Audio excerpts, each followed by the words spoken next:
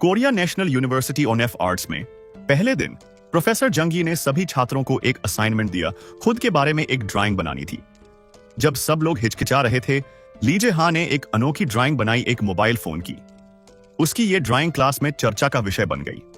किसी को नहीं पता था कि जे हा असल में एक अनुभवी इंसान है, जिसके पास पुनर्जन्म की यादें हैं और जो अपनी जिंदगी फिर से शुरू करना चाहता है। उसका सपना था एक बेहतरीन इंडस्ट्रियल डिजाइनर बनना, भले ही उसके क्लासमेट्स उस पर शक करते थे या उसका मजाक उड़ाते थे। लेकिन किस्मत ने उसे एक मौका दिया। प्रोफेसर जंगी ने अपने प्रीमियम वर्कशॉप के लिए सिर्फ एक स्टूडेंट को चुनना था। जे हा का सबसे बड़ा कॉम्पिटिटर था COG1, जो खुद भी बहुत टैलेंटेड था। अब मुकाबला और भी कड़ा हो गया था। क्या जे हा अपनी पिछली जिंदगी की यादों को अपना हथियार बना पाएगा या इस मुश्किल चुनौती के आगे हार मान लेगा? इसी सवाल के साथ लाइफ मानहुआ की यह दिलचस्प कहानी शुरू होती है। कहानी की शुरुआत ड्राइंग क्लासरूम से होती है। सभी छात्र बड़ी गंभीरता से अपनी अपनी जगह बैठे हैं और प्रोफेसर जंगी को देख रहे हैं, जो पोडियम पर खड़े होकर असाइनमेंट समझा रहे हैं। वो कहते हैं, आज का टॉपिक है खुद का परिचय। आप अपनी पोर्ट्रेट बना सकते हैं या अपनी रोजमर्रा की जिंदगी से जुड़ी कोई भी चीज। बस खुद को खुलकर एक्सप्रेस कीजिए। ये आपका पहला असाइनमेंट है Korea national university of arts में। कमरे में रोशनी और ड्राइंग टूल्स के बीच एक लड़की की ड्राइंग देखकर जंगी कहते हैं, इस पेंटिंग से लगता है कि तुमने बहुत मेहनत की है। क्या तुमने एग्जैक्स एकेडमी में पढ़ाई की है? लड़की हैरान होकर कहती है, हाँ। आपने कैसे पहचाना? जंगी मुस्कुराकर कहते हैं, यह उस एकेडमी का स्टाइल है। लड़की थोड़ी शर्मिंदा हो जाती है, लेकिन जंगी उसे प्रोत्साहित करते हैं। मुझे उम्मीद है कि तुम अपनी खुद की स्टाइल ढूंढोगी, मेहनत करती रहो। लड़की खुश होकर जवाब देती है, जी सर। इसके बाद अगली ड्राइंग आती है, जिसे देखकर सब हैरान रह जाते हैं। यह किसने बनाई है? सब पूछते हैं। कागज पर सिर्फ पेंसिल से बना एक मोबाइल फोन है, लेकिन वो बहुत रियलिस्टिक लगता है। जंगी नाम पुकारते हैं, ली जे हा। जे हा हाथ उठाता है। वो आर्ट डिपार्टमेंट का नया स्टूडेंट है, लेकिन उसके पास 10 साल का डिजाइन का अनुभव है। जे हा की यादों में 3 शब्द गूंजते हैं, अच्छा इंसान। यही उसकी पिछली जिंदगी का सार है। उसने हमेशा दूसरों के लिए काम किया, अपनी भावनाओं को दबाया और कभी शिकायत नहीं की। लेकिन एक और टैग उसके साथ जुड़ा था, चिपकू इंसान। कई बार वो अपने कमरे में सिमट जाता, शराब पीता और खुद से सवाल करता, मैंने क्या गलत किया? यह सवाल हमेशा उसके दिमाग में गूंजता रहता। जब जे हा छोटा था, उससे पूछा गया, बड़े होकर क्या बनना है? उसने बिना सोचे जवाब दिया, दुनिया का सबसे अच्छा डिजाइनर। लेकिन अब वो बस सिर झुकाकर रो सकता था। जे हा सोचता है, अगर मुझे दोबारा मौका मिले तो मैं कभी अपनी जिंदगी ऐसे नहीं जीऊंगा। एक दिन सोचते सोचते वो सो गया और जब उठा तो पाया कि वो फिर से 20 साल का हो गया है। अपनी पुरानी सोशल मीडिया पोस्ट्स देखकर उसे शर्म आती है, लेकिन साथ ही खुशी भी होती है कि उसकी आखिरी ख्वाहिश पूरी हो गई। अब जे हा के दिल में आत्मविश्वास है। वो सोचता है, यह पेंटिंग वाकई दिलचस्प है, अब मैं जरूर सफल होऊंगा। रियलिटी में लौटकर जे हा आत्मविश्वास से कहता है, मैं एक बेहतरीन डिजाइनर बनना चाहता हूं। प्रोफेसर जंग ही पूछते हैं, तुमने मोबाइल फोन क्यों बनाया? जे हा जवाब देता है, मुझे लगता है जैसे जैसे टेक्नोलॉजी बढ़ेगी, डिजाइन और सिंपल होगा और मोबाइल फोन हर किसी की जरूरत बन जाएगा, सिर्फ कॉलिंग के लिए नहीं, बल्कि फोटो लेने, इंटरनेट चलाने वगैरह के लिए भी। इसलिए मैंने सबसे बड़ा मोबाइल फोन डिजाइन किया। फोन स्क्रीन पर नजर गई और कीबोर्ड गायब था। मैंने टच स्क्रीन का आइडिया सोचा। जॉनी ने अपनी राय दी, अगर ऐसा है तो इसे फोन की जगह कंप्यूटर कहना चाहिए। जहां की बात सुनकर स्टूडेंट्स में बहस शुरू हो गई। ये मोबाइल फोन है, इतनी बड़ी छलांग थोड़ी है। कोई हंसते हुए बोला, फोन बिना कीबोर्ड के तुम तो बहुत आगे की सोच रहे हो। लेकिन फिर भी एक लड़का बोला, यह आज का सबसे अच्छा आइडिया है जो मैंने देखा है। एक इंडस्ट्रियल डिजाइनर के लिए यह बहुत बड़ी तारीफ थी। वो खुश होकर बोला, थैंक यू। हाँ, असल में जहां ने इस क्लास में एडमिशन लेने के लिए इतनी मेहनत इसलिए नहीं की थी कि वो बहुत सीरियस इंसान है या कोरियन इंडस्ट्रियल डिजाइन इंडस्ट्री के लीडिंग एक्सपर्ट के साथ पढ़ना चाहता था। असल वजह यह थी कि प्रोफेसर ली हर साल फ्रेशर्स में से कुछ चुनते हैं अपने वर्कशॉप के लिए। अगर कोई उनमें से चुन लिया जाए तो पार्ट टाइम जॉब, एग्जीबिशन में हिस्सा लेना, यहां तक कि असली जॉब मिलने के चांस भी बन जाते हैं। जहां के लिए यह बहुत बड़ी बात थी। वो और भी फोकस्ड हो गया, सोचने लगा, इस लाइफ में अगर प्रोफेसर ली ने मुझे चुन लिया तो ये मेरी सक्सेस की पहली सीढ़ी होगी। जैसे ही वो ये सोच रहा था, प्रोफेसर जंग यी ने जहां की ड्राइंग पर कमेंट करना शुरू किया। मुझे इसमें एक ही कमी दिख रही है। मैं अभी भी सोच नहीं पा रहा कि इसे प्रैक्टिकल लाइफ में कैसे यूज किया जा सकता है। सबसे बड़ी बात बैटरी की हीट और वजन कम करने की लिमिट है। शायद फ्यूचर टेक्नोलॉजी से यह प्रॉब्लम सॉल्व हो जाए, लेकिन अगर हम सिर्फ फ्यूचर टेक्नोलॉजी पर ही डिपेंड करेंगे तो स्मार्टफोन बनने में अभी 10 साल तो लग ही जाएंगे। पर मैं एक इंडस्ट्रियल डिजाइनर हूं, मैं फ्यूचर डिजाइन करता हूं। शायद मैंने थोड़ा ज्यादा सोच लिया, लेकिन यह पॉइंट ऑफ व्यू गलत भी नहीं है। जैसा कि उम्मीद थी, प्रोफेसर ने ताली बजाई और तारीफ की। ठीक है, अब जहां के लिए तालियां बजाओ। उसने हमें बहुत शानदार ड्राइंग दिखाई। बधाई हो। जहां सीरियस होकर अपनी सीट पर बैठ गया, चेहरा थोड़ा सा लाल हो गया। पास बैठे स्टूडेंट्स की तरफ देखा, सोचने लगा शायद ये लोग मुझसे जल रहे होंगे। ये सब मुझसे बेहतर तो हो ही नहीं सकते। तुम जानते हो, मैं कुछ महीनों तक लेक्चरर भी रह चुका हूं, और ये सब तो अभी अभी स्टूडेंट्स बने हैं। इनकी ड्राइंग अभी भी एग्जाम की तरह ही है। इसीलिए मैंने अलग तरीका अपनाया।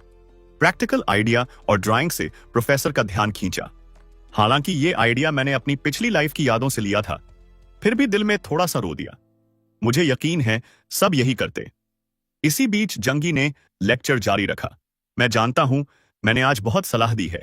मेरा मकसद किसी की भी मेहनत को क्रिटिसाइज करना नहीं है। अब से आपको टीचर्स के लिए नहीं, बल्कि बाहर की दुनिया के लिए ड्राइंग करनी चाहिए। मेरी क्लास का मकसद यही है कि आप वो पेंटिंग बनाओ जो आप दुनिया को दिखाना चाहते हो, जिस पर आपको गर्व हो। जहां सोचने लगा, अब बर्दाश्त नहीं होता। मैं जानता हूं, क्योंकि मैंने ये क्लास पहले भी ली है। फिर भी हर बार यही फीलिंग आती है। फिर प्रोफेसर ने आखिरी पेंटिंग की तरफ इशारा किया। चलो अब आखिरी पेंटिंग देखते हैं, एसआईओ जी वॉन। जहां थोड़ा हैरान हुआ, ये नाम कहीं सुना है। जंगी ने पेंटिंग देखी, फिर बोले, तुम्हारा काम मुझे अलग तरीके से सरप्राइज करता है। क्लास के बाद जहां सोच में डूबा हुआ बाहर निकला, उसे सबसे बड़ी राहत यह थी कि उसे फिर से कॉलेज एंट्रेंस एग्जाम नहीं देना पड़ा। चलते चलते वो एक बिल्डिंग के सामने पहुंच गया। सोचने लगा, मैं क्रैम स्कूल के सामने क्यों खड़ा हूं, और उसके साथ जी वॉन भी थी, जो बिल्डिंग को देख रही थी। कुछ देर पहले प्रोफेसर के ऑफिस में, हर साल मैं सिर्फ एक फ्रेशर को अपने वर्कशॉप के लिए चुनता हूं, प्रोफेसर ने कहा। मैं सिर्फ एक को चुनूंगा, और यह फैसला तुम दोनों के बीच है। यह सुनकर दोनों थोड़े टेंशन में आ गए। जहां ने पूछा, सर दोनों को क्यों नहीं चुन सकते? प्रोफेसर बोले, दुर्भाग्य से सिर्फ एक के लिए जगह है। जी वॉन थोड़ी चुपचाप बोली, आप अब भी रुकावट बन रहे हैं। जहां सोचने लगा, क्या मैंने अभी कुछ गलत सुना? फिर उसने जी वॉन की तरफ देखा। प्रोफेसर ने कहा, तो मैं एक टेस्ट लेना चाहता हूं। शायद थोड़ा बोरिंग लगे, लेकिन जब इनाम में पैसे मिलेंगे तो मोटिवेशन भी बढ़ेगा। जो भी चुना जाएगा उसे मेरी तरफ से स्कॉलरशिप के लिए रिकमेंडेशन लेटर मिलेगा। जी वॉन पहले ही मान गई थी। प्रोफेसर ने पूछा, अगर तुम्हें कोई आपत्ति है तो अभी बता दो। जहां ने तुरंत कहा, मुझे कोई आपत्ति नहीं, मैं तैयार हूं। फिर दोनों क्रैम स्कूल में घुस गए। जहां सोचने लगा, चलो टेस्ट दे देते हैं। यह छोटी सी क्लास है, ज्यादा टेंशन की बात नहीं है। प्रोफेसर ने हमें यहां भेजा है ताकि हम स्टूडेंट्स की मदद करें। जहां ने दरवाजा खटखटाया, क्या मैं अंदर आ सकता हूं? अंदर पेंसिल की आवाज आ रही थी। सारे स्टूडेंट्स अपने अपने ड्राइंग में बिजी थे। किसी ने ध्यान नहीं दिया। यह टेंशन भरा माहौल और कड़ी कंपटीशन। जहां सोचने लगा, काफी टाइम हो गया। यह साइलेंट बैटलफील्ड अब भी वैसा ही है। तभी किसी ने बोला, आप दोनों ही वो लोग हैं जिन्हें प्रोफेसर ली ने भेजा है ना? कांगचे ने दोनों का स्वागत किया। आप दोनों बहुत टैलेंटेड और खूबसूरत कपल लग रहे हो। आइए बैठिए। उसने दोनों को गर्म कॉफी दी। कांगचे ने अपना परिचय दिया, मैं जॉन कांगचे, यहां का मैनेजर हूं, आपके प्रोफेसर का कॉलेज फ्रेंड भी हूं। आप दोनों इस साल के टॉप फ्रेशर हो, है ना? जहां ने शर्माते हुए सिर खुजाया। साथ में बैठी लड़की ने भी शर्माते हुए सिर झुका लिया। अरे इतना भी नहीं। उसके बगल में बैठी लड़की शर्माते हुए सिर झुका लेती है। आपके प्रोफेसर ने कहा था कि वो आप दोनों में से किसी एक को अपनी वर्कशॉप के लिए चुनेंगे। वो आगे बोलते हैं, कांगजे थोड़े अफसोस के साथ कहते हैं, हां, अगर मेरी मर्जी होती तो मैं दोनों को चुनता। सिर्फ एक? ये तो वाकई अफसोस की बात है।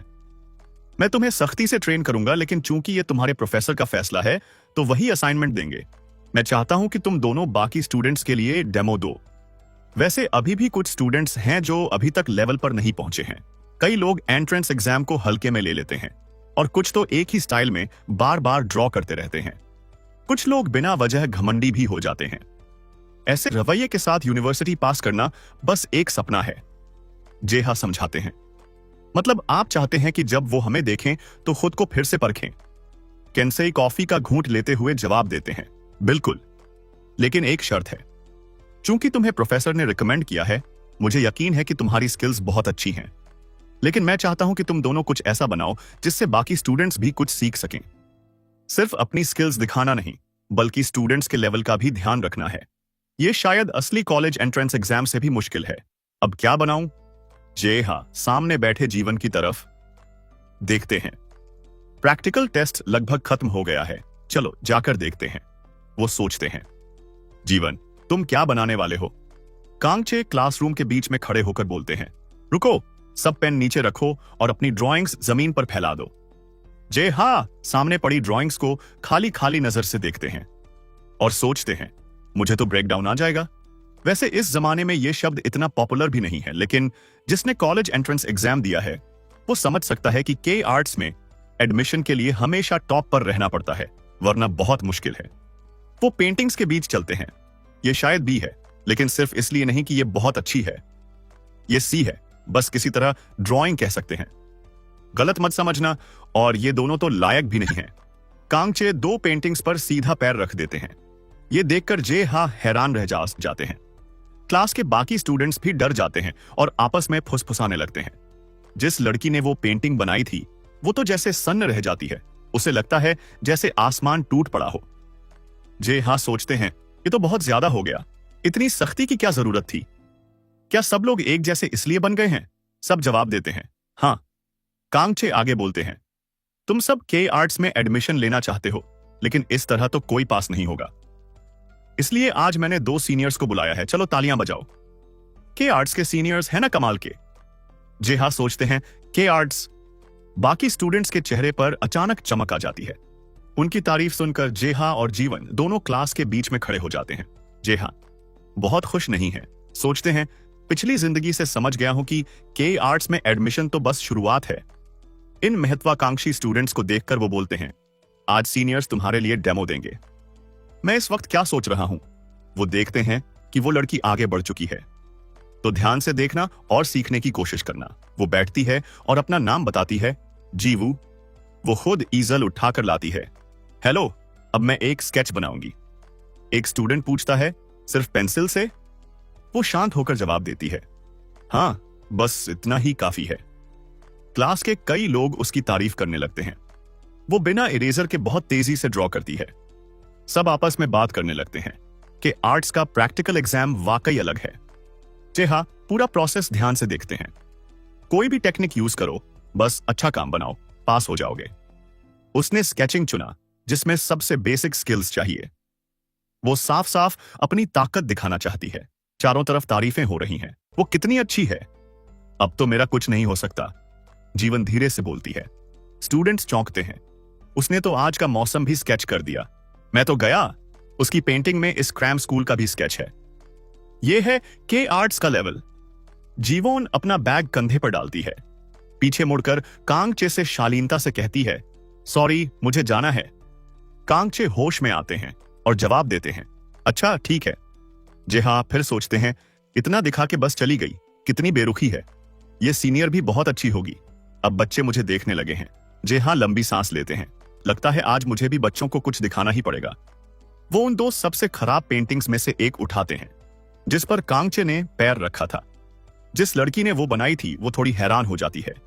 जेहा मुस्कुराकर पूछते हैं, क्या मैं इसे उधार ले सकता हूं? वो जवाब देती है, ठीक है। फिर वो कुछ और पेंटिंग्स भी उठाते हैं। जेहा ने तस्वीरें एक साथ रखी। फिर उसने सबको बताया, अब मैं आपको थोड़ी अलग ड्राइंग दिखाने जा रहा हूं। जेहा सोचता है, अब से मैं जादू दिखाऊंगा। SEO GI1 तो कमाल का है, बिना इरेजर के भी स्केच पूरा कर लेता है। ये वो जॉनर है जिसमें सच में किसी की ड्राइंग स्किल्स की असली परीक्षा होती है। प्रोफेसर ली ने उसे ऐसे ही नहीं चुना। पिछले जन्म में भी इसमें कोई शक नहीं कि उसकी पेंटिंग वाकई शानदार थी, इतनी परफेक्ट कि देखने वालों को रोंगटे खड़े हो जाएं। लेकिन इसका मतलब यह नहीं कि मैं हार मान लूंगा। मैं भी स्केच बनाऊंगा, सिर्फ खूबसूरत नहीं, बल्कि ऐसा जो लोगों के दिल को छू जाए। पिछले जन्म में उसे आर्ट क्लासेस में लेक्चरर बनने का अनुभव था और नए एम्प्लॉय ट्रेन करने की जिम्मेदारी भी थी। इसीलिए उसे अच्छी तरह पता है कि ड्राइंग और सिखाना दोनों अलग अलग बातें हैं और अक्सर जीनियस लोग दूसरों को सिखाने में स्ट्रगल करते हैं। क्लासरूम की खिड़की से सूरज धीरे धीरे ढल रहा है। स्टूडेंट्स फुसफुसा रहे हैं।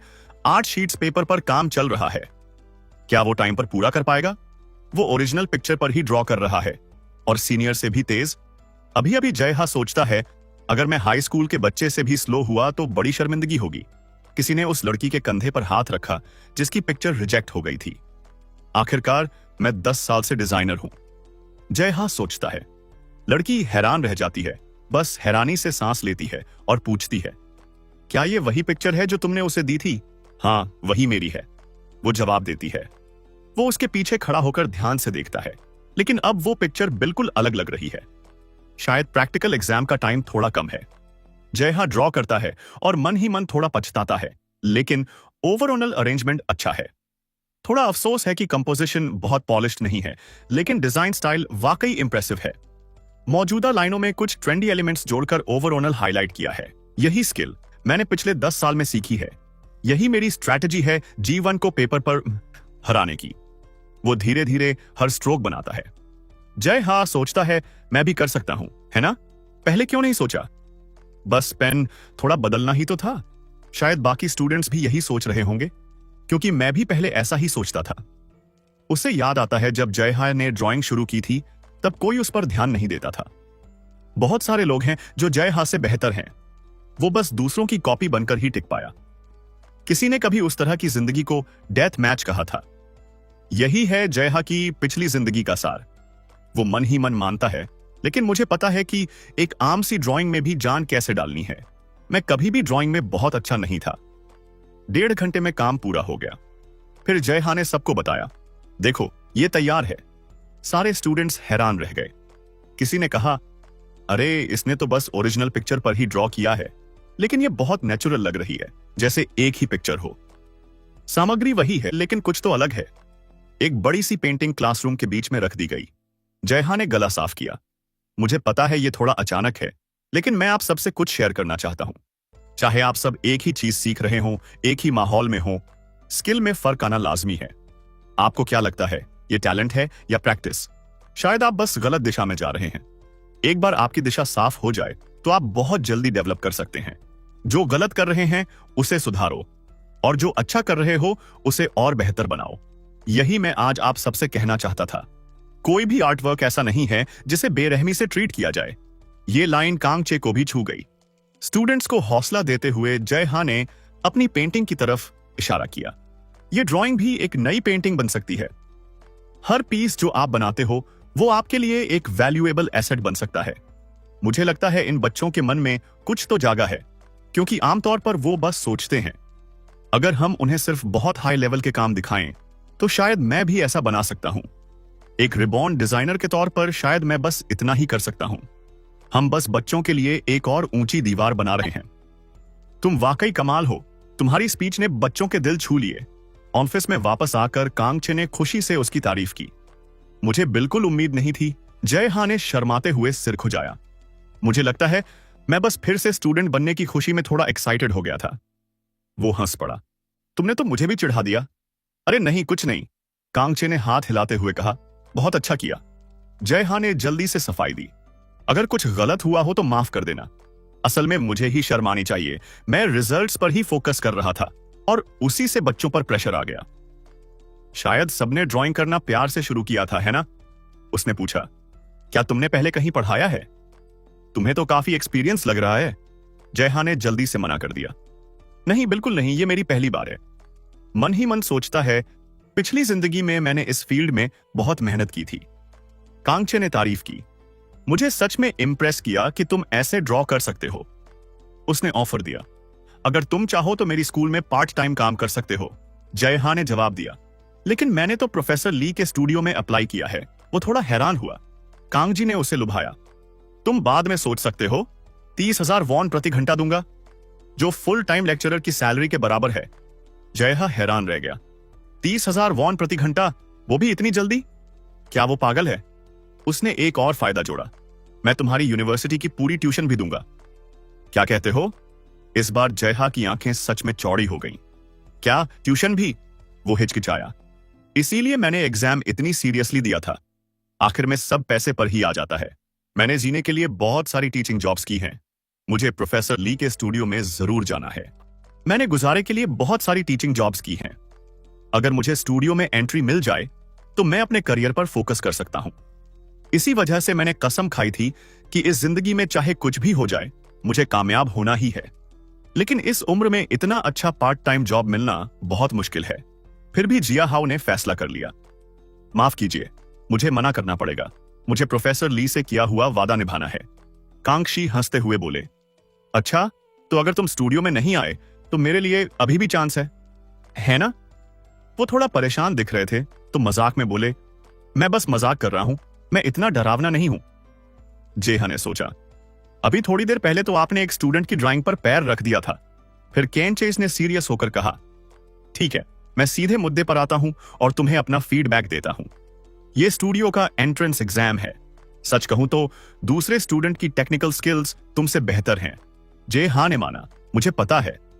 उसके दिल में आया, जिंदगी बहुत मुश्किल है, चाहे मैं खुद को थका भी लूं, मैं तो बस एक जीनियस के पीछे भागता रहूंगा। उसने अपने ख्यालों को वहीं रोक दिया। लेकिन एक डिजाइनर सिर्फ अपनी आर्ट के पीछे नहीं भागता, उसे क्लाइंट की जरूरतें भी समझनी होती हैं। मेरे टीचर हमेशा यही कहते थे, जेहा, तुम समझते हो कि मुझे क्या चाहिए?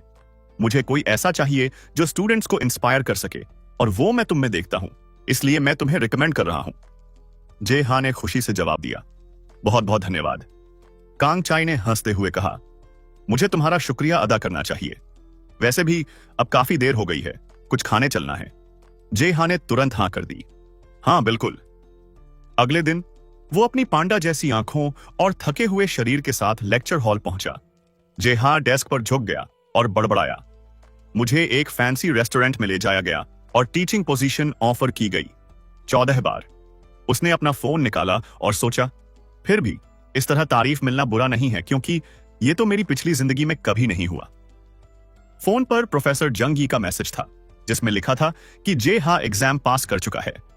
उसे याद आया, यह मैसेज तो डिनर के वक्त आया था, इसलिए अब तक यकीन नहीं हो रहा। आखिरी बार किसी ने मेरे बारे में ऐसी बातें कब कही थी? मैं तो इसे बार बार पढ़कर भी नहीं थकता। जेहा सीधा बैठ गया और खुद को मोटिवेट किया। ठीक है, इस जिंदगी में मुझे दुनिया का सबसे बड़ा डिजाइनर बनना है और यह सपना मुझे पूरा करना ही है। फिर उसे ख्याल आया, अब सोचता हूं मैं वापस अतीत में क्यों गया? मैं तो स्टूडियो में इतना बिजी हूं कि यह सब भूल ही गया। मैं तो नेचुरल साइंस वगैरह में अच्छा भी नहीं हूं। अचानक उसके दिमाग में एक आइडिया आया, कहीं ऐसा तो नहीं कि मेरी पिछली जिंदगी बस एक बुरा सपना थी? सपनों के भगवान ने मुझे पहले ही दिखा दिया ताकि मैं आगे दुख न झेलूं। वो खुश होकर बोला, हाँ, ऐसे सोचने से तो सब कुछ बहुत लॉजिकल लगता है।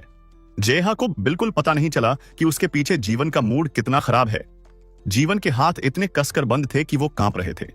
कल वो भागती हुई फैकल्टी ऑफिस पहुंची थी। जीवन ने बिना इजाजत दरवाजा खोला और अंदर चली गई। वो दरवाजे पर खड़ी होकर जोर से बोली, प्रोफेसर। जीवन को गुस्सा भी था और मन में यह बात भी नहीं बैठ रही थी। उस वक्त कमरे में सिर्फ प्रोफेसर जंग यी थे। उन्होंने याद दिलाया, तुम्हें किसी के ऑफिस में आने से पहले नॉक करना चाहिए, चाहे तुम मुझे बचपन से जानती हो, अब तुम यूनिवर्सिटी स्टूडेंट हो। वो इतनी गुस्से में थी कि एक भी बात सुन नहीं रही थी। थोड़ा रिस्पेक्ट दिखाओ। क्यों? मैं क्यों नहीं? जीवन ने दांत भींचकर पूछा। उन्होंने मुस्कुराते हुए जवाब दिया, क्या तुमने जेहा का काम देखा है? नहीं, उसने चौंक कर जवाब दिया। मैंने सुना तुम जल्दी चली गई थी। कुछ बड़ा बनाने के लिए छोटी छोटी चीजें नजरअंदाज नहीं कर सकते। तो तुमने उसका काम देखा ही नहीं, है ना? सच्चाई जरूरी है और यह बात लोगों पर भी लागू होती है। तुम्हें क्लास में वापस जाकर उसका काम देखना चाहिए। वैसे भी तुम दोनों एक ही क्लास में हो, तो एक बार बात करके देखो, शायद तुम्हारी सोच बदल जाए। कितना बोरिंग है, मुझे याद है तुम पहले भी यही कहती थी, है ना? उन्होंने फिर दोहराया, सबका स्किल लेवल खराब है, अब क्या सोचती हो? वो गुस्से में अपने हाथ भींचे हुए थी। उसका पूरा शरीर गुस्से से कांप रहा था। जॉनी ने फिर कहा, स्कूल एक ऐसी जगह है जहां एक दूसरे से सीखना चाहिए। सोचने और समझने से बहुत कुछ पता चलता है। वो मुस्कुराए और सोचा, काफी वक्त हो गया जीवन को ऐसे देखे हुए। जीवन ने गुस्से में दरवाजा बंद किया और बाहर चली गई। उसका कॉन्फिडेंट चेहरा देखकर लगता था जैसे वो स्टूडेंट है जिससे टीचर्स भी दूर रहते हैं। प्रोफेसर कांग नोआ की क्लासिकल आर्ट एप्रिसिएशन और एनालिसिस क्लास में एक बच्चा था जिसने उसका ध्यान खींचा। उसने कमेंट किया, एक्सीलेंट आंसर, परफेक्ट। तुम्हारा नाम क्या है और किस डिपार्टमेंट से हो? मैं लीजे हाँ हूं, इंट्यूटिव डिजाइन डिपार्टमेंट से। वो खड़ा हुआ और अपना इंट्रोडक्शन दिया। ओह माय गॉड, लगता है ये एक अच्छा स्टार्ट है। अपने मन में जे हा बहुत खुश था। कांग नोआ ने लेक्चर जारी रखा, डिजाइन में मास्टर के तौर पर। जैसे कि जे हा ने जवाब दिया, अलग अलग लोगों की एक ही काम को लेकर अलग अलग राय हो सकती है। यह इस बात पर भी निर्भर करता है कि आप किसी कृति को सराहते वक्त किस चीज पर ध्यान देते हैं। यह भी बहुत दिलचस्प है कि किसी काम को एंजॉय करने का तरीका भी अलग अलग देशों और संस्कृतियों में अलग होता है। इसी बात को ध्यान में रखते हुए मैं आपको एक असाइनमेंट देने जा रहा हूं। सबसे पहले मैं चाहता हूं कि आप 4-4 के ग्रुप में काम करें। कोई एक मास्टरपीस चुनें जो आपको पसंद हो और उस पर आधारित अपनी खुद की कृति बनाएं। मास्टरपीस को फिर से बनाना एक जाना पहचाना अभ्यास है, लेकिन यह वाकई में काफी दिलचस्प हो सकता है। सवाल यह है कि मुझे किसके साथ टीम बनानी चाहिए। ठीक है, मेरे पास एक लेवल की स्किल है, लेकिन यहां मुझसे भी बेहतर लोग हैं। तभी अचानक किसी की आवाज ने जे हा के विचारों को तोड़ दिया। जे हा, मैंने सुना है कि इस साल इंट्यूटिव डिजाइन डिपार्टमेंट में 2 टैलेंटेड फ्रेशर आए हैं। मैं बहुत उत्सुक हूं कि अगर तुम दोनों एक ही ग्रुप में रहो तो किस तरह की कृति बनाओगे। वो थोड़ा हैरान था। क्या? मुझे नहीं लगता कि हम। कांग नोआ ने क्लास में इधर उधर देखा और आखिरकार बोला, अरे तुम वही हो, तुम जीवन हो ना? इस वक्त वो भी असहज होकर जे हा की तरफ देख रही थी। जीवन ने उस पर भौहें चढ़ा दी। जे हा भी हैरान था। क्या? क्यों? ये इंसान ही क्यों? 4 लोगों का ग्रुप पूरा हो गया। उसे लगा माहौल थोड़ा भारी है। वो जीवन अकड़ के बैठी थी, हाथ बांधे, कुछ बोलने की भी जहमत नहीं उठाई। जे हा का चेहरा भी उतरा हुआ था। जूताई ने शुरुआत की, चलो सब अपना परिचय दें।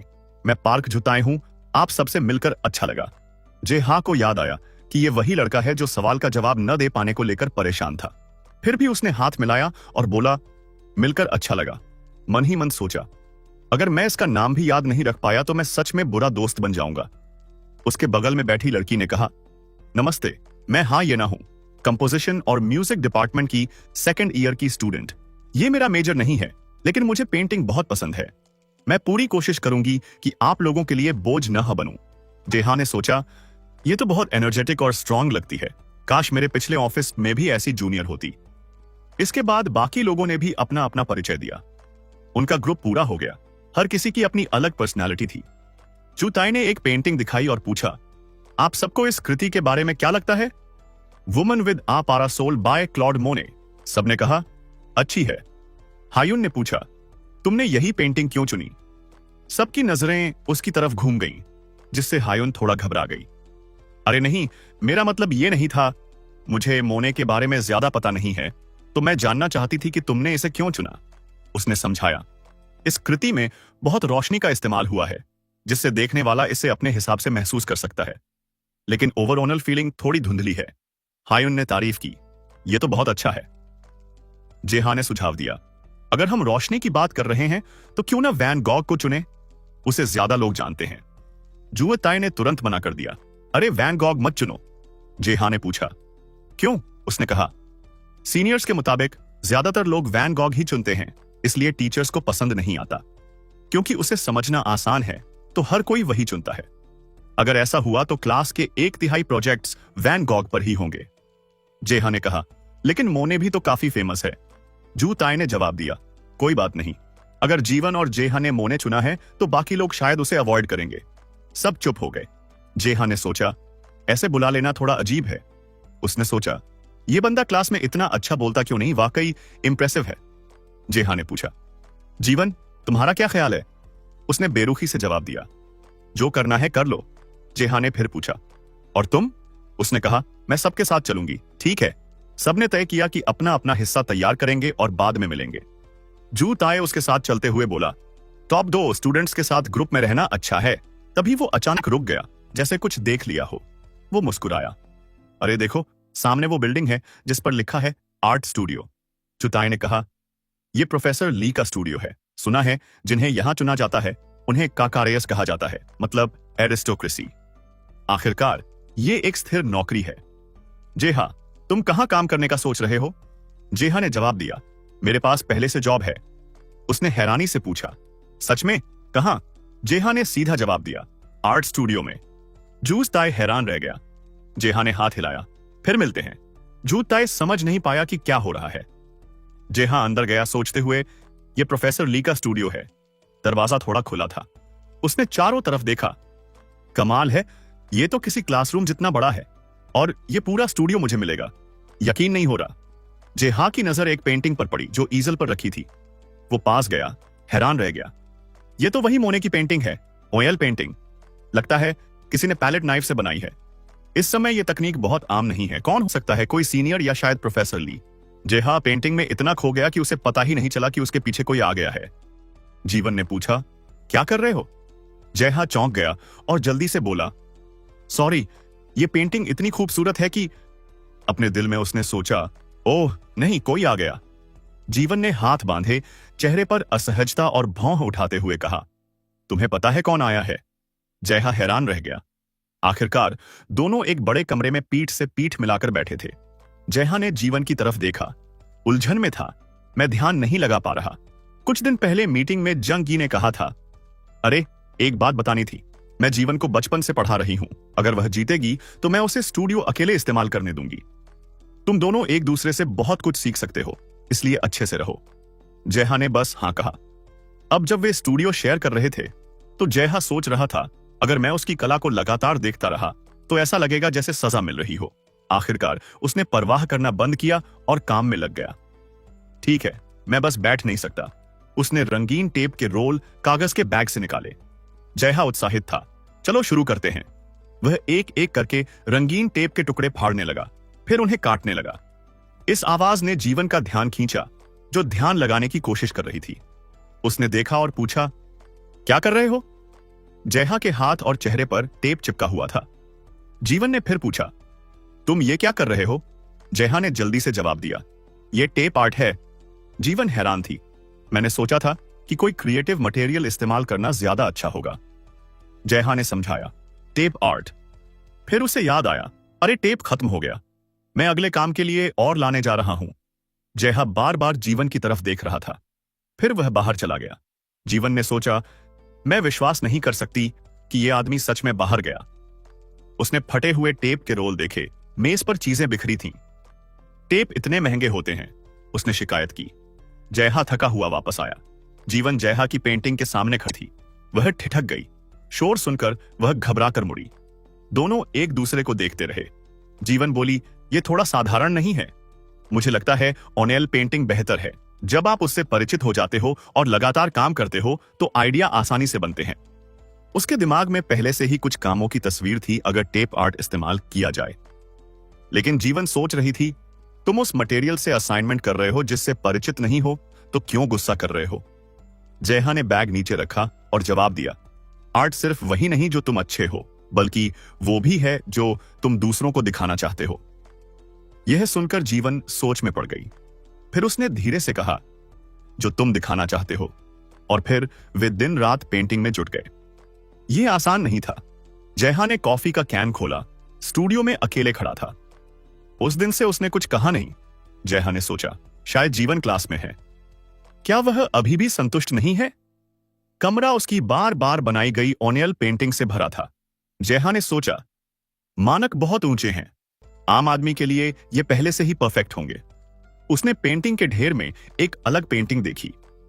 यह ऑयल पेंटिंग तकनीक थी, ब्रश की जगह पैलेट नाइफ का इस्तेमाल। यह उस समय ज्यादा लोकप्रिय नहीं थी। कमाल है। तभी जीवन कमरे में आई और पूछा, क्या कर रहे हो? जेहा चौंका और मुड़ा। फिर उसने कहा, यह अफ्रोमॉप तकनीक है ना? धीरे धीरे वह उसके पास गया। तुम्हें कैसे पता? जीवन हैरान हुई और जल्दी से पूछा, अच्छा है, तुम्हें कैसे पता कि मैं अफ्रोमोव की नकल कर रहा हूं? जेहा ने आराम से जवाब दिया, अगर तुम पैलेट नाइफ से रंग की परतें लगाते हो तो वह अफ्रेमोव की तकनीक होती है। यह बेसिक ज्ञान है। जीवन ने पूछा, अजीब है, तुम अभी फ्रेशमैन हो और ये सब जानते हो। तुम भी तो फ्रेशमैन हो, है ना? जेहा ने कहा। जीवन ने थोड़ी हाथ पर रखी। गुस्सा था लेकिन कुछ कह नहीं पाई। जेहा सोच रहा था, क्या वो हैरान है कि कोई उसे समझता है? क्या प्रतिभाशाली लोग ऐसे ही होते हैं? आखिरकार जीवन वापस अपनी ईजल पर गया और घमंडी अंदाज में बोला, ठीक है, पर तुम्हारे साथ बात करते हुए मैं अजीब महसूस करता हूं। जयहा ने मन ही मन सोचा, यह आदमी सच में अलग है। पैलेट नाइफ से पेंटिंग करते समय, क्योंकि कई सूखी पेंट की परतें एक ऊपर एक चढ़ती हैं, पेंटिंग अक्सर सख्त हो जाती है। लेकिन वह बहुत पतली और कुशलता से पेंट करता है, इसलिए पेंटिंग सख्त नहीं होती और अच्छी बनावट होती है। इतनी कम समय में वह इतना अच्छा कैसे हो गया? मेरी पेंटिंग अभी भी काफी सीमित है। मटेरियल दिलचस्प है लेकिन ज्यादा आकर्षक नहीं। अचानक जयहा का फोन बजा। एक नया ईमेल आया था। उसने फिर से दिमाग दौड़ाया। माफ कीजिए, झोंगी ने उसे इशारे से बुलाया। जेहा ने दरवाजा धीरे से खोला और बोला, सॉरी, जब आपने कॉल किया तब मैं असाइनमेंट कर रहा था। अरे मैं तो तुम्हारा इंतजार कर रहा था। अकेले रहना थोड़ा सा उदास कर देता है। वो एक तरफ खड़ा हो गया, सामने जो रखा था उसे देखता रहा और बोला, ठीक है प्रोफेसर। फिर उसने बड़े गर्व से कहा, ये मैंने आज ही बनाया है, आपको कैसा लग रहा है? सुंदर है ना? जेहा की आंखें उस आर्टवर्क में डूब गईं। झोंगी ने आगे कहा, मुझे यकीन है आपने पहले भी इसके बारे में सुना होगा। ये स्टेंड ग्लास है। जेहा उस काम को हैरानी से देख रहा था। यह पहली बार है जब मैंने ऐसा कुछ देखा है। अरे बाप रे, अब समझ आया कि चर्चों में इसका इस्तेमाल क्यों होता है। उसने अपने हाथ जोड़े। चोंगी भी उसके पास आकर खड़ा हो गया। उसे अचानक खुद को बहुत आस्थावान महसूस हुआ। इसीलिए मैंने तुम्हें बुलाया था। जेहा थोड़ी देर चुप रहा। मैंने देखा कि तुम भी कुछ ऐसा ही कर रहे हो। झोंगी ने सिर टेढ़ा किया। शायद तुम टेप आर्ट की बात कर रहे हो? अरे वो नहीं, ऐसा नहीं है भाई। उसने अपने हाथ पीछे बांध लिए और खिड़की की तरफ चल पड़ा। दोनों में टुकड़ों को जोड़ने की तकनीक का इस्तेमाल होता है। जेहा को समझ आया, बिल्कुल सही। डिजाइन के मुताबिक कांच काटने के बाद। झोंगी ने खिड़की के पर्दे खींचे और समझाया, तुम्हें ग्लव्स पहनने होंगे। मेटल के टुकड़ों के साथ काम करना है, बाकी बस इन्हें सही जगह लगाना है। जेहा पर्दे बंद देखकर चौंका। अब तो ये कुछ खास नहीं लग रहा, झांगे ने समझाया। स्टेंड ग्लास एक ऐसा मटेरियल है जो हल्की सी रोशनी में भी रंग बदल देता है, इसलिए कुछ खास हालत में काम करना सही रहता है। वो जोश में बोला, चलो शुरू करते हैं। सारे टूल्स पहले से मेज पर रखे थे। जेहा ने ध्यान से काम करना शुरू किया। तो ये है स्टेंड ग्लास। काम करते हुए वो सोचने लगा, ये टेप आर्ट जैसा ही तो है, मगर अलग है क्योंकि इसमें कई रंगों के टुकड़े मिलते हैं। लेकिन ये ऐसा भी नहीं है जैसे ये शुरू से एक ही चीज रहे हों। इन टुकड़ों की चमक अलग ही है। घड़ी ने 8 बजने में 8 मिनट बाकी बताए। जेहा ने सोचा, काश मेरी ये दूसरी जिंदगी भी इतनी ही चमकीली हो जाए। इतनी देर हो गई। झोंगी चौंका। अरे जेहा, काम पूरा हो जाए तो घर चले जाना। मुझे कुछ काम है, मैं निकलता हूं। झोंगी ने अलविदा कहा। जाते वक्त बस खिड़की और पर्दे खुले छोड़ देना। पर्दे तो अभी तक बंद ही थे। जेहा गया, पर्दे हटाए और खुद से बोला, ठीक है, अब शायद फिर असाइनमेंट पर लग जाना चाहिए। बस आज के लिए इतना काफी है। तभी जेहा अचानक ठिठक गया। उसे वो डांटने वाली आवाज याद आई। हवा चली, पर्दे लहराए। जेहा ने मन में विरोध किया, पर पिछली बार तो मैंने कहा था ऐसा मत करो। आवाज फिर गूंजी, चुप रहो, बहस मत करो। जेहा चुपचाप डांट सहता रहा। थका हारा सीढ़ियां चढ़ने लगा। डांट अब भी गूंज रही थी। उसने सामने वीरान सा मंजर देखा। हिम्मत हारते हुए बोला, कल रात भर जागा था, आज फिर वही हाल है। कब आसान होगा सब? शायद कल भी ऐसा ही होगा। उसने दरवाजे का हैंडल पकड़ा और धीरे से बोला, काश 1 घंटे की नींद ही मिल जाती। दरवाजे के पीछे एक शानदार रात का आसमान था। जेहा की आंखें खुली की खुली रह गईं, इतना खूबसूरत नजारा देखकर। असलियत में लौटा तो याद आया, पहली जिंदगी में भी जब ओवरटाइम या मुश्किलें आती थीं, मैं बस रात के आसमान को देख लेता था। थोड़ा अच्छा महसूस होता था। इतना खूबसूरत नजारा बस देख लेना ही काफी था। जेहा ने खुद से कहा, चलो चिंता मत कर, अगर असाइनमेंट वैसा नहीं बना जैसा सोचा था तो भी ठीक है। डिजाइनर की जिंदगी लंबी दौड़ जैसी है। शायद टेप आर्ट थोड़ा साधारण लगे, शायद मैं कुछ अलग करने की कोशिश कर रहा हूं, पर आखिर में यह गलत चुनाव भी हो सकता है। जेहा ने खुद को दिलासा दिया, कोई बात नहीं, फिर से शुरू करते हैं। टेप आर्ट से भी बेहतर कुछ मिलेगा। उसकी आंखें चमक उठी। जेहा ने अचानक एक शब्द बोल दिया। उसी वक्त उसने एक ऐसा दृश्य देखा जो बयान नहीं किया जा सकता था। चांदनी कमरे में हल्के खुले दरवाजे से आ रही थी। जेहा बिना पलकें झपकाए देखता रहा। वो उस काम के सामने एकदम ठिठक गया। बस यही है, मैं भी कुछ ऐसा बना सकता हूं जिसे लोग देखकर दंग रह जाएं। उसका मुंह खुला का खुला रह गया। ऐसा लगा जैसे कोई बड़ी बात समझ आ गई हो। अगले दिन लेक्चर में दो स्टूडेंट्स अपना असाइनमेंट पेश कर रहे थे। प्रेजेंटेशन खत्म हुई। हमारी प्रेजेंटेशन यहीं खत्म होती है। हल्की हंसी आई। देखा, मैंने कहा था। ग्यूटा ने जेहा के कान में फुसफुसाया। तीनों ग्रुप्स वैन गॉग पर ही हैं। जेहा ने सोचा, अगर तुम नहीं होते तो हम भी वही करते। उसने दो पेंटिंग्स को गौर से देखा। पक्का सबने पूरी कोशिश की है, पर ऐसा लग रहा है जैसे सब एक ही ढर्रे पर चल रहे हैं। कुछ काम अच्छे हैं, कुछ नहीं। कांग नोआ ने कहा। बहुत अच्छा, सबने अच्छा किया। जेहा ने सोचा, लगता है कांग नोआ अब तक के कामों से बोर हो गया है। यह हमारा मौका है। कांग नोआ ने ऐलान किया। ठीक है, अगला ग्रुप आओ। जेहा का ग्रुप पूरे आत्मविश्वास के साथ गया। वो उत्सुक थी। लगता है इन पर कपड़ा ढका है। क्या यह प्रोडक्ट का हिस्सा है? गयूटा ने पुष्टि की। हाँ, बिल्कुल। वो जोश में बोल पड़ा। हम चाहते हैं कि सबको ओपनिंग मोमेंट का मजा मिले। बिल्कुल सही, जैसे असली नीलामी में होता है। जयहा ने याद किया कि GUTAE ने सबको कैसे मनाया था। उसने धीरे से कहा, मुझे लगा ये ट्रिक अच्छा सरप्राइज देगी। उसने चुपचाप कहा कि GUTAE की डायरेक्शन स्किल्स अच्छी हैं। ऐसी परफॉर्मेंस प्रेजेंटेशन के लिए जरूरी होती है। उसने जोड़ा। कांग नोआ ने तारीफ की। Interesting bonus points. GUTAE खुशी से हाँ में सिर हिलाया। जयहा ने कहा, इसने दर्शकों पर गहरा प्रभाव डाला। वो चुपचाप मान गया कि GUTAE वाकई क्रिएटिव है।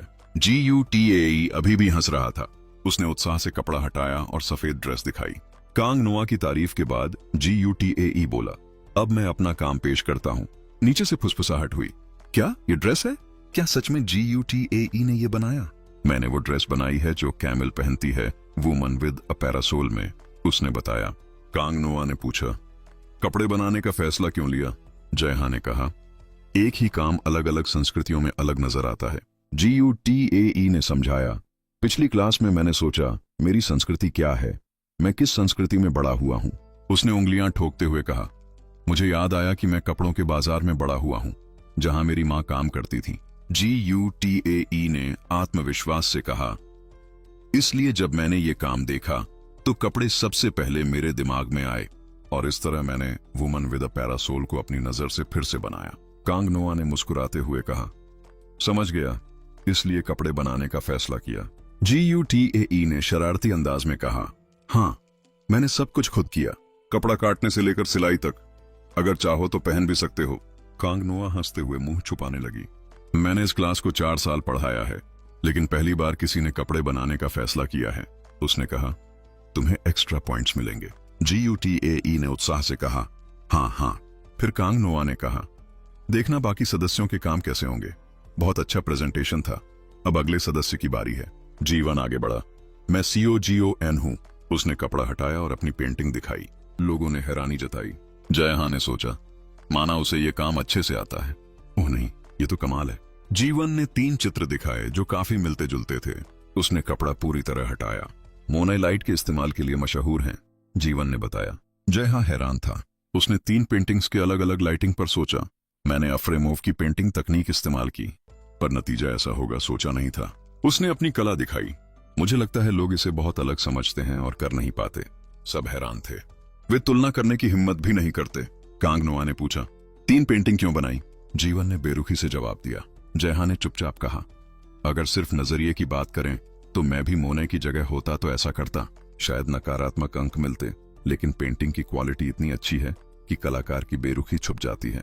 वाकई बहुत उच्च गुणवत्ता। उसका मूड थोड़ा उदास था। मैं नर्वस हूं।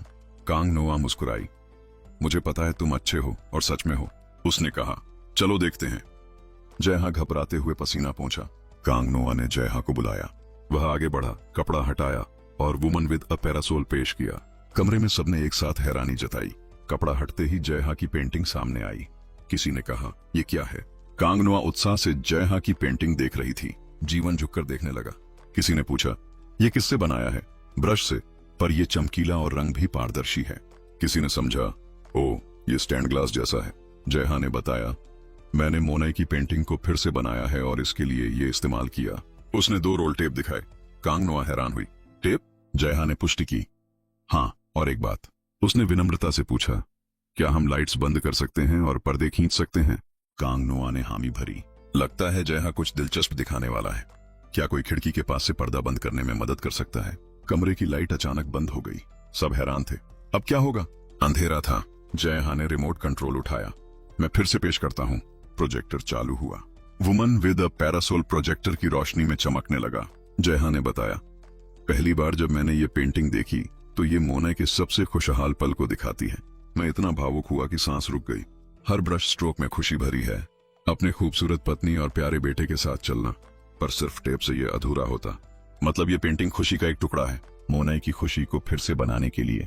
एक दिन जब जयहा देर तक काम पर था और जोंगी घर चली गई, ऐसा लगा जैसे कुछ ऊपर से नीचे आया।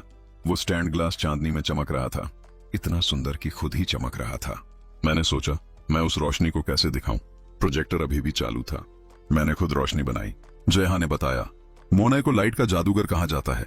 क्लास के सब लोग दंग रह गए। पेंटिंग चमक रही है, ये कैसे? मैं चाहता हूं कि सब लोग उस रोशनी को महसूस करें। क्या ये सच में सिर्फ टेप है? जयहा ने पेंटिंग दिखाई, क्योंकि मुझे लगा साधारण कैनवास ये सब नहीं दिखा पाएगा। इसलिए मैंने ग्लास का कैनवास बनाया। जब छाया पड़ती है तो रंगीन हो जाता है। ये स्टैंड ग्लास जैसा है। अगर ये काम सबको जादू जैसा लगे तो मैं बहुत खुश हूं, कांग नोआ ने कहा। इस ग्रुप ने मुझे सच में चौंका दिया। चलो जयहा को जोरदार तालियां दें, उसने बुलाया। जयहा ने आभार जताया। धन्यवाद सबको। कांग नोआ ने नोटबुक में कुछ लिखा और फिर इशारा किया। वाकई दिलचस्प है। अब आखिरी सदस्य की बारी है। हयान ने आत्मविश्वास से कहा, मैं कंपोजिशन डिपार्टमेंट से हूं। ठीक है, शुरू करो। उसने कपड़ा हटाया और पियानो दिखाया। वो आखिरकार मुस्कुराया। हाई यून का पियानो, इस प्रेजेंटेशन का ऑर्डर। जाहिर है कि गीहुन का आइडिया था। हाई यून ने धीरे से अपनी उंगलियां कीबोर्ड पर रखीं और मधुर संगीत शुरू हो गया। जेहा हैरान था। मुझे संगीत की ज्यादा समझ नहीं है, लेकिन मुझे यकीन है कि हर कोई उस संगीत के जरिए उस रोशनी को महसूस कर सकता है। सुरों की धुन एक गर्म और नरम वसंत की हवा जैसी लग रही थी। यह अजीब तरह से मोनेट की पेंटिंग के लिए बिल्कुल सही थी। मधुर संगीत ने सबको एक साथ ला दिया और इस तरह यह छोटी लेकिन दिल छू लेने वाली प्रस्तुति बड़ी सफलता के साथ खत्म हुई। प्रोफेसर कांग, जो पूरे जोश के साथ देख रहे थे, लगातार तालियां बजा रहे थे, और ज्यूटा, जो इस ग्रुप का सबसे अहम सदस्य था, पूरे समय मुस्कुरा रहा था। जेहा ने जीवोन की तरफ देखा। जीवोन के बारे में बात करें तो वह चुपचाप हैरान था। जेहा सोच रहा था कि शायद उसे बुरा लगेगा कि मेरी तारीफ हो रही है, लेकिन हैरानी की बात यह थी कि वह भी मुस्कुरा रहा था। बहुत संतुष्ट लग रहा था। जेहा ने निराश होकर अपने बालों को सहलाया। जीवोन चमकती मुस्कान के साथ हाथ में बिलों का ढेर पकड़े था। ये तो बुरा है। वह चौंका। मुझे पता ही नहीं चला कि मैंने इतना पैसा खर्च कर दिया। मैंने बहुत सारी टेप खरीदी और बार बार कांच के कैनवास को बदला। ज्यूटा पास आया और उसके कंधे पर हाथ रखा। जेहा को पछतावा हुआ। मुझे ऐसा नहीं करना चाहिए था। जेहा ने जिज्ञासु होकर पूछा, अरे ये क्या है? और उसने ज्यूटा के हाथ से कागज छीन लिया। वो सोचने लगा, क्या तुम किसी प्रतियोगिता में हिस्सा लेने वाले हो? ज्यूटा ने जवाब दिया, इस असाइनमेंट के लिए सामग्री पर बहुत पैसा खर्च हुआ है, इसलिए अब मैं बिल्कुल गरीब हो गया हूं। ज्यूटा खुशी से हंसा। यह तो उम्मीद के खिलाफ है। मुझे लगा था कि अमीर लोगों को पैसों की चिंता नहीं होती। जेहा अंदर से रोया। हाँ, सही कहा, मैं भी ऐसा ही सोचता था। तभी ज्यूटा ने अचानक ऊपर देखा और कुछ नोटिस किया। उसने जेहा से पूछा, तुम्हारा क्या ख्याल है? और उत्सुकता से पूछा, यह क्या है? ज्यूटा ने बताया, यहां एक प्रतियोगिता है जिसमें नकद पुरस्कार भी है और यह काफी प्रतिष्ठित भी है। जेहा ने उत्साहित होकर कहा, डिजाइन प्रदर्शनी प्रतियोगिता। प्रिंसिपल बैठक की मेज पर बैठे हुए सोच रहे थे। यह पल आखिरकार आ गया है। सालाना डिजाइन प्रदर्शनी प्रतियोगिता। उन्होंने हाल ही में विश्लेषण किया था कि घरेलू कंपनियां अब इस पर ज्यादा ध्यान दे रही हैं। शिक्षक सहमति में सिर हिलाने लगे। प्रिंसिपल ने ठहराव के साथ कहा, इस साल की डिजाइन प्रतियोगिता एक बड़ा मौका है। हमारा दूसरा लक्ष्य कोरिया यूनिवर्सिटी को हराना है। जब से प्रोफेसर एसियो डुक ने प्रतियोगिता में हिस्सा लेना शुरू किया है, उनकी रैंकिंग धीरे धीरे बढ़ी है और पिछले साल उन्होंने पहला स्थान भी जीता। प्रिंसिपल ने दृढ़ता से कहा, इसलिए इस साल हमें इतिहास दोहराने नहीं देना है। शिक्षकों ने सहमति जताई। बिल्कुल सही। वे लोग जिन्हें पेंटिंग का कोई ज्ञान नहीं था, उन्होंने पुरस्कार जीत लिया।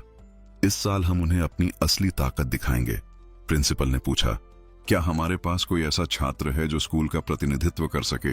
किम नोआ ने कहा, बिल्कुल है। एक महिला शिक्षक ने जूजी हुन का नाम दिया, जो हमेशा अच्छे नतीजे लाता रहा है। वह आर्किटेक्चर का जूनियर है और पहले साल से ही मेहनती और प्रतिभाशाली रहा है। प्रिंसिपल ने कहा, तो वह काफी मेहनती और टैलेंटेड है। मैं उसे पूरी तरह से समर्थन करता हूं। एक और शिक्षक ने उत्साह से हान सोल का नाम लिया, जो भी जूनियर है और हाल के सेमेस्टर में मूर्तिकला विभाग में अच्छे प्रदर्शन के लिए जानी जाती है। प्रिंसिपल ने दोनों छात्रों पर गौर किया। दोनों ही बेहतरीन छात्र हैं, इनमें से कोई भी पहला पुरस्कार जीत सकता है। तभी उन्होंने कुछ खास देखा। प्रिंसिपल ने D1 को पहचाना। मैंने सुना है कि लोग उसे स्कूल में आने से पहले ही प्रतिभाशाली कहते थे। उन्होंने पूछा, क्या यह प्रोफेसर ली का छात्र है? जंग यी ने हाथ बांधकर चुप्पी साध ली। प्रोफेसर, जो अपने छात्रों के बारे में हमेशा उत्साहित रहते हैं, आज कुछ अलग थे। अगर हमारे पास ऐसा शानदार छात्र है, जंग यी ने बीच में कहा, वह प्रतियोगिता में हिस्सा नहीं लेगी। प्रिंसिपल हैरान रह गए।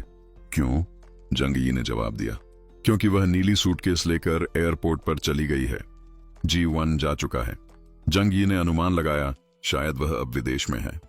खिड़की रात में खुली हुई थी। चांदनी कमरे में आने दी।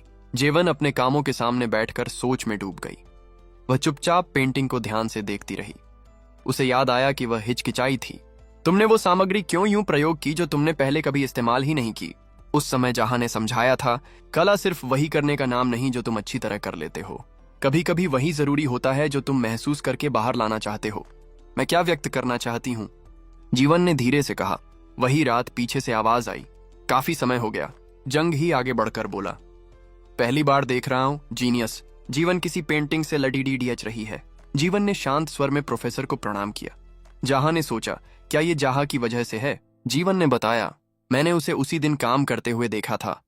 मैं जहां के स्टूडियो के पास से गुजर रही थी और अचानक झांका। वह बहुत ध्यान से काम कर रहा था। काम करते हुए उस पर एक अलग जोश था। मुझे कभी लगा ही नहीं था कि पेंटिंग करना भी मजेदार हो सकता है। पेंटिंग के जरिए कुछ बताने की चाह का क्या अर्थ होता है? जंग ने नर्म स्वर में कहा, यूरोप के मध्यकाल में भी ऐसे कई काम मिलते हैं जिनमें अभिव्यक्ति की गहराई थी। उनमें से ज्यादातर दिखावे के लिए नहीं बने थे, बल्कि अंदर से उठे हुए भाव से। वह एक किताब निकाल कर देते हुए बोला, इसे PR हो। अगली सुबह यूनिवर्सिटी में जीवन ने जंग ही की किताब पढ़ी। किताब बंद कर उसने खुद को ऊपर उठाया। वह जैसे ही कोई फैसला पक्की कर ले, वैसा करके दरवाजा खोलकर चली गई। सूरज की रोशनी में छाता थामे पेंटिंग वाली औरत खूबसूरती से चमक रही थी। जीवन ने निश्चय कर लिया। उसने सूटकेस उठाया और निकल पड़ी। किसी ने जोर से पुकारा, जीवन! उसने मुड़कर देखा तो जहां झुककर दौड़ते हुए आया, पसीना पोंछ रहा था। जीवन थोड़ी हिचकिचाई। जहां ने तात्कालिकता से पूछा, तुम जा रही हो? जीवन चुप रही, फिर मान गई, हाँ। जहां ऊपर देखने लगा, उलझन में। उसने सोचा, इतना भाग कर मिलने के बाद बस इतना कहा जा सकता है। जीवन जोर से हंसी और हाथ मुंह पर रख लिया। उसने कहा, तुम्हारी वजह से शायद मैं समझ पाई हूं कि मैं क्यों पेंटिंग करती हूं। अगर तुम याद हो, जंग की किताब फ्रीमॉफ, मुझे नहीं पता तुमने कैसे पता लगा लिया, पर मैंने पहली बार उसे उसी किताब से पढ़ा।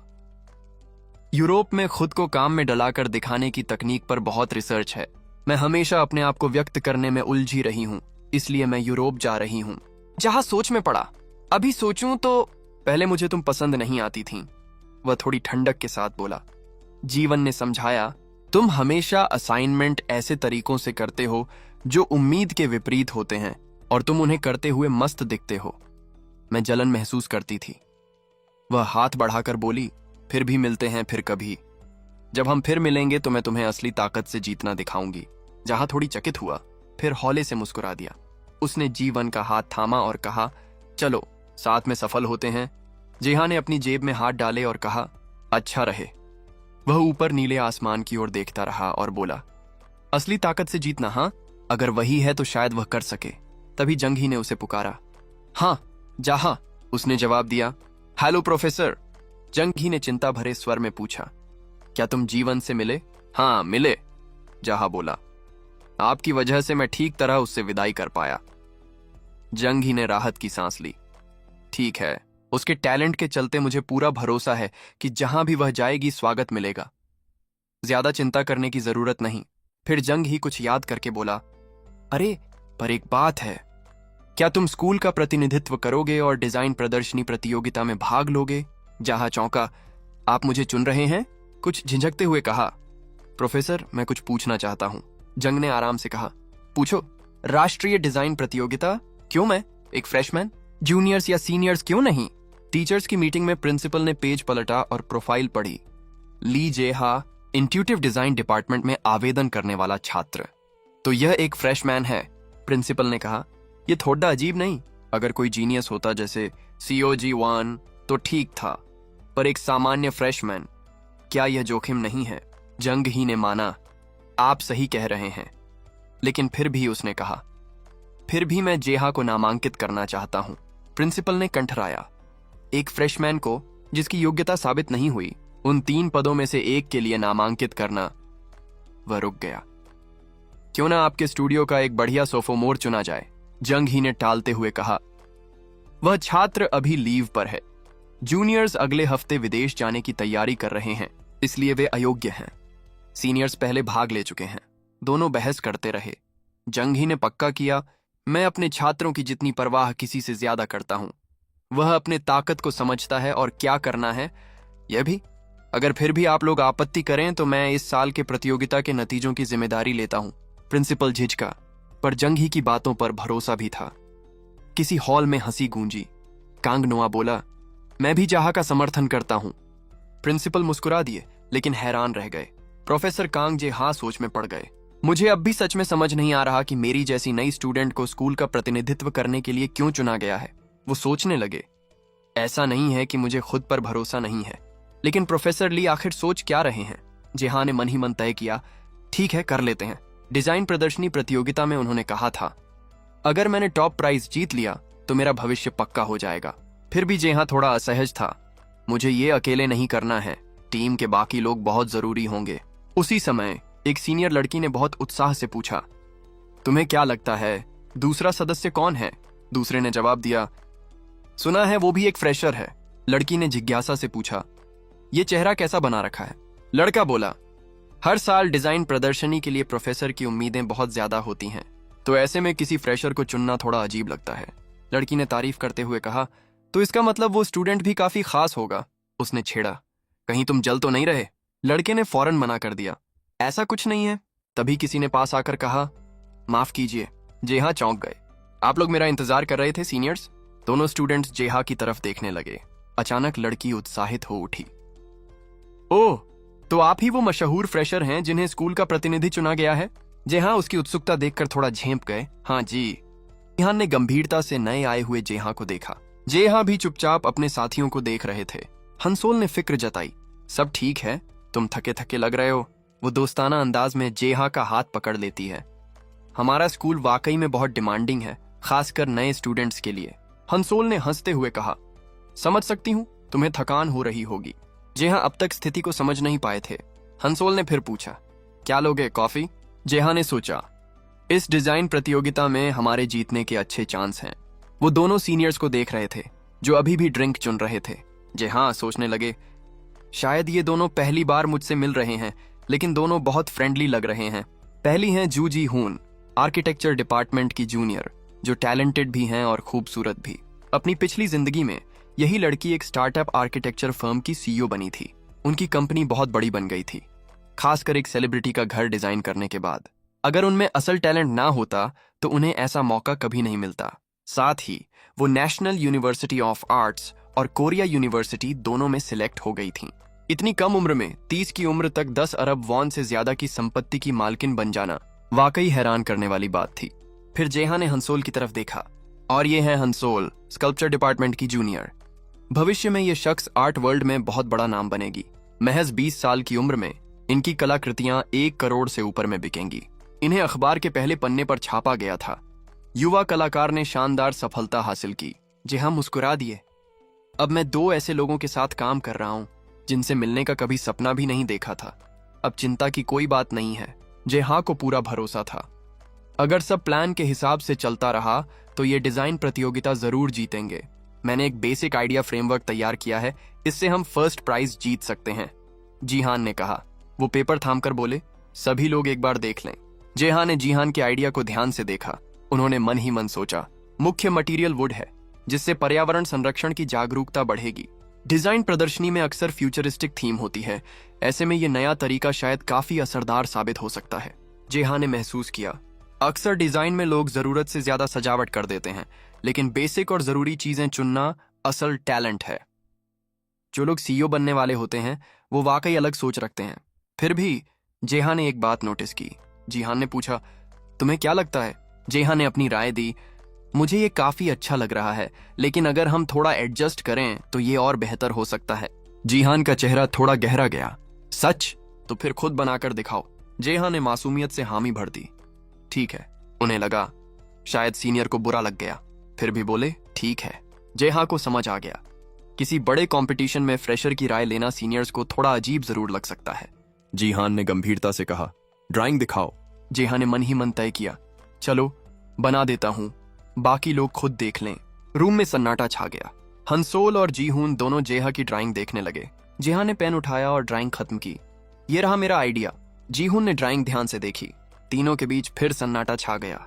जीहून ने कहा, मूल डिजाइन में ज्यादा बदलाव नहीं है, सिर्फ कुछ जरूरी जगहों पर एडजस्टमेंट की है। उन्होंने एक पॉइंट दिखाया, तुमने स्पेस बढ़ा दी है, इससे एग्जीबिशन देखने का समय भी बढ़ेगा। जीहून बोले, ये डिटेल नोटिस करना थोड़ा मुश्किल था। उन्होंने पूछा, ये आइडिया तुमने खुद ही बनाया है? आर्किटेक्चर डिजाइन पढ़े बिना जेहा सहम गए। हंसोल ने बीच में कहा, अरे एक सीधी तारीफ कर दो, अगर अच्छा है तो मान लो, ऐसे शर्मा क्यों रहे हो? जेहा ने राहत की सांस ली। हंसोल ने मजाक किया, माफ करना, ये थोड़ा शर्मा रहा है।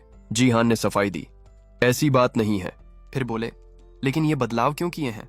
जेहा थोड़ा हकलाए, वो असल में कहानी यहीं खत्म होती है। अगर आपको पसंद आई हो तो जेके एक्सप्लेन को सब्सक्राइब करना ना भूलें।